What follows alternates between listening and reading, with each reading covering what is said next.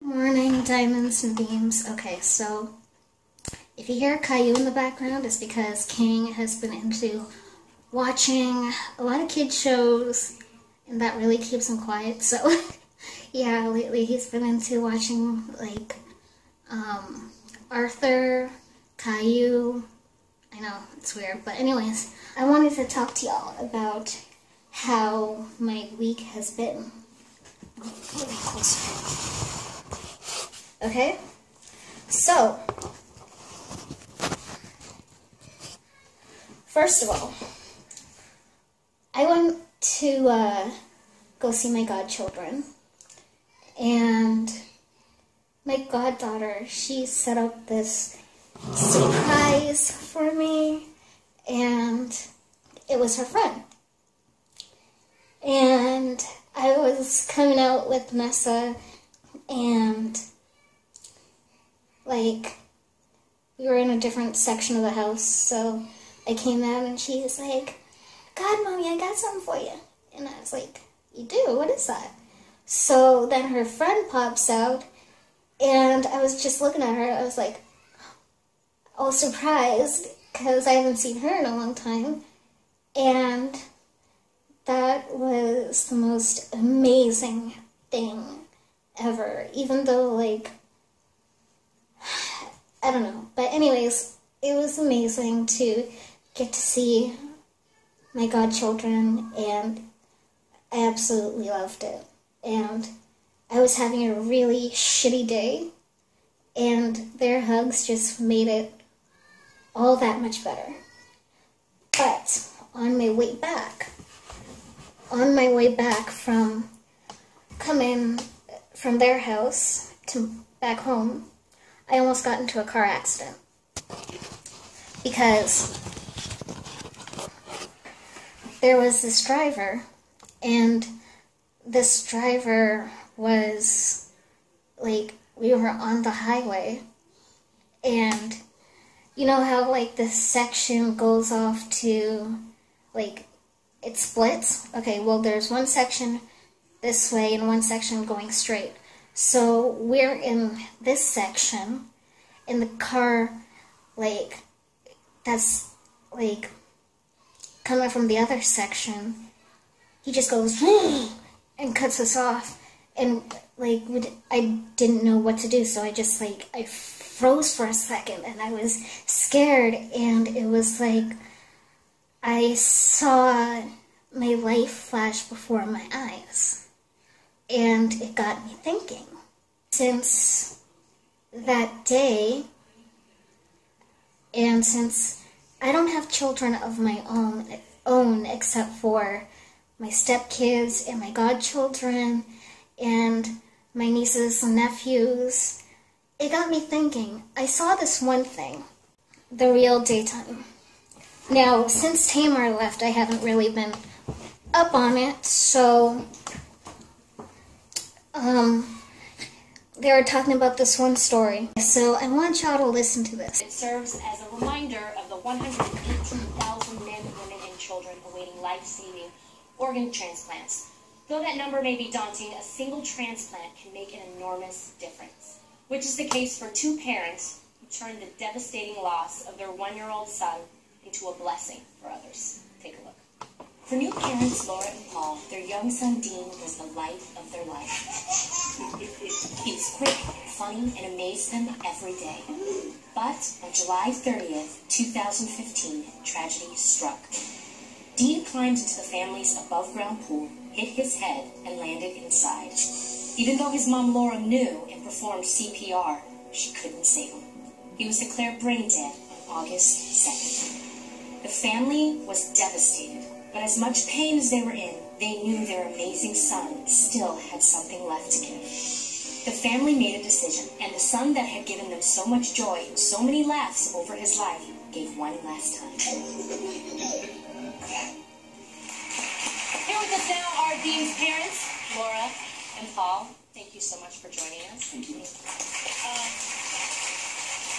First, we want to say we are so sorry for your loss. And during this time of grief, how did you two come up with the selfless decision to donate Dean's organs? The way we we were going to raise him is to be selfless. That is exactly what he would have wanted from us. There was no question whatsoever.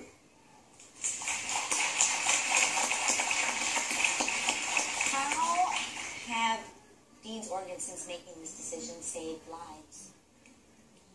His eyes went to corneal research. His kidneys went to a woman, 66 years old. There's a little boy in Florida who has his liver. And Lennon in South Carolina has his heart. Oh, wow. Now, because that you also reached out to the families that received his organs, and there's one particular family whose story really sticks out. You heard back from the family that received Dean's heart. Yes, yes. Tell us about that. It was probably 2 or 3 months after we sent the letters, and CORE has to screen everything, so you have to send your letters to CORE. They screen them, no last names, no addresses, anything like that, and then they send the letters on. So we got a big envelope from CORE, and one of the envelopes was this letter, and we didn't realize it till we read it, that it was, from Lennon's mom, and she was talking about Lennon, and the problems that he had, when she was pregnant with him, and they really didn't think that he was going to make it, So he had been on the donor list early on, that he needed a heart. So, we found out that Lennon has Dean's heart, and we really couldn't have asked for a better home for his heart than with their family, because they're such wonderful people, and they love him so much. Dad, can you describe Dean in just a few words? Few words. Word I use a lot to describe him is a locomotive. He just never quit. Never quit. Never quit. And you still have it today. Still going. Yeah. Are you guys ready to meet them? Yes. Please welcome Jessica and Lennon.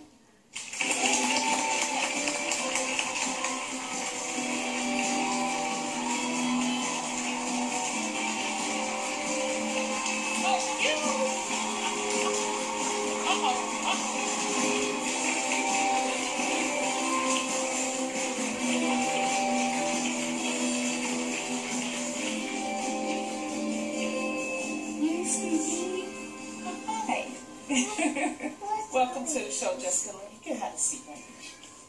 And put little Lennon in the middle. There we go. After going through all of this, obviously he was on the transplant list for a really long time. What was it like getting the phone call? It was terrifying and exciting and emotional. So many different things. It was actually our third call. Really? We had one call. We made it to the hospital at 3 o'clock in the morning, and they told us that it wasn't going to work out. Then we had another one. Got halfway there, and they told us to turn around. It wasn't going to work out. Oh, no. So that was rough, because it's such an emotional roller coaster. You hear this news, you have to take it in. You think about these donor families that made this decision. They no longer have their child, and I can't even imagine. Right.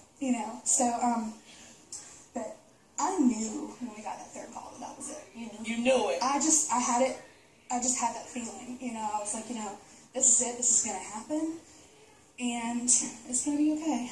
Well, Jessica, I hear that you have something really special to give Laura.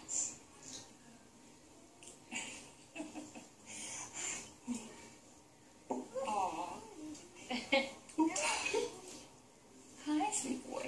We're going to get to listen. Yep. you get to listen to his heart, your son's heart that you donated. Can I listen? Yes. Can I hear?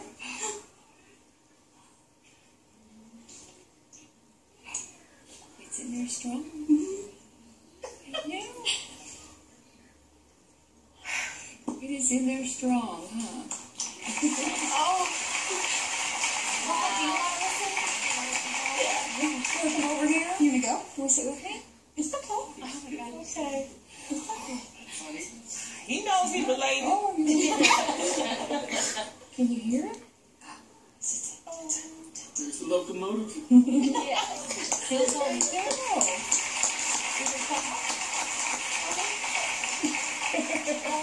He doesn't know whether to clap or cry or laugh.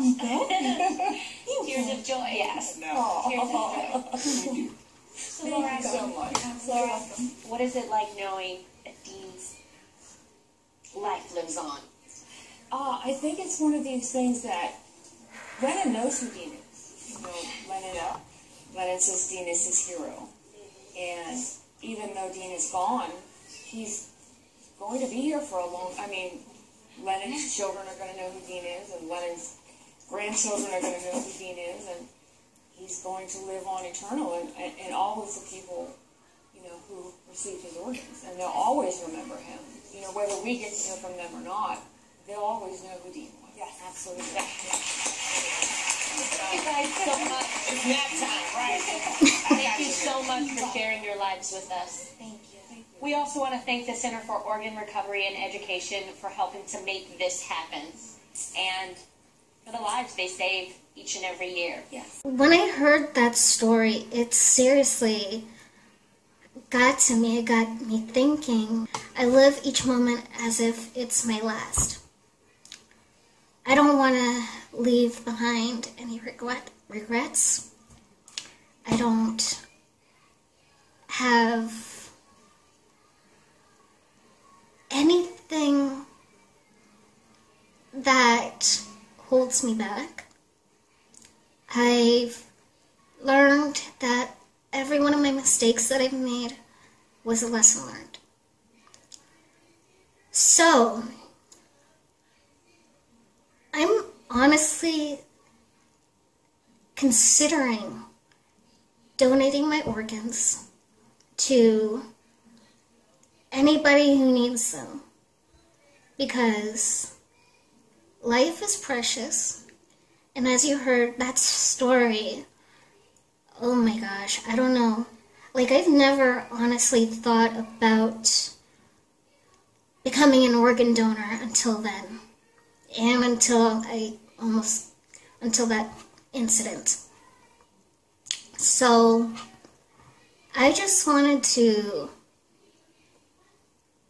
do something. I wanted to give back, do something, I guess you could say, selfless, and help somebody who needs it. Now, as y'all know, I love my kids, like my stepchildren, my nieces and nephews, my godchildren. And I want you to take a look at, if y'all seen the Snapchats, then you already know. But if you haven't, check it out.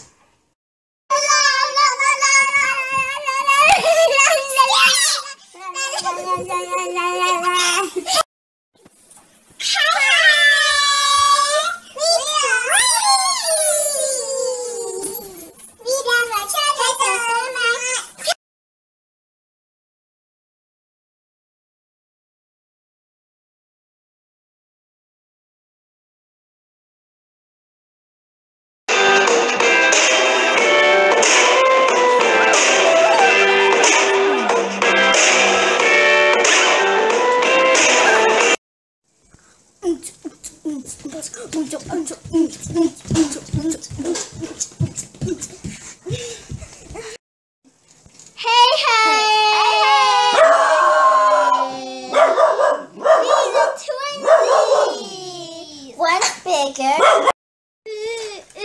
We're beautiful. Yeah. Woo! I'm a flower princess. I'm a flower queen.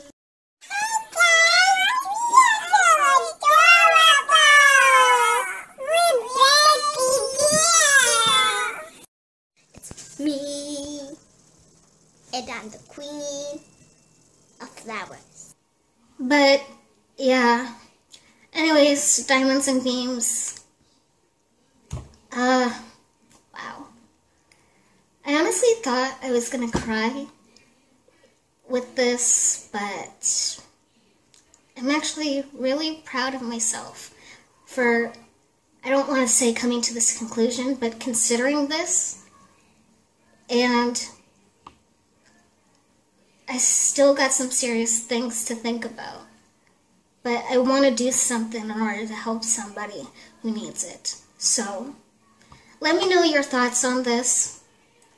And if you would consider being an organ donor to help somebody. But that's about it.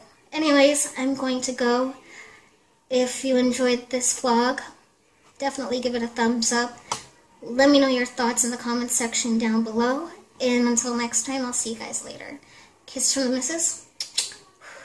And don't forget to keep shining bright like the diamonds in the beams that you are. I love you guys so much. Thank you for watching.